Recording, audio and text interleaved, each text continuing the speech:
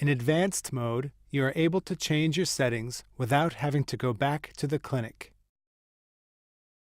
From the home screen, press the Cochlear button to go to the status screen. Press the upper left soft key to access the sound processor settings menu.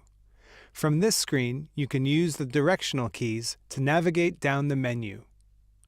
You can lock and unlock your processor buttons. Adjust your telecoil to microphone mixing ratio.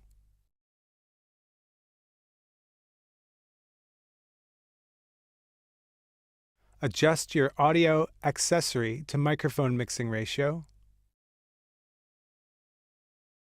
Switch on and off your processor's sound indicator light. Switch on and off your processor's key press and alarm indicator light.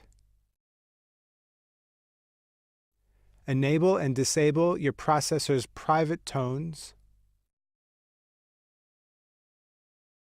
You can reset your processor settings to the values set by your clinician, and view your processor information.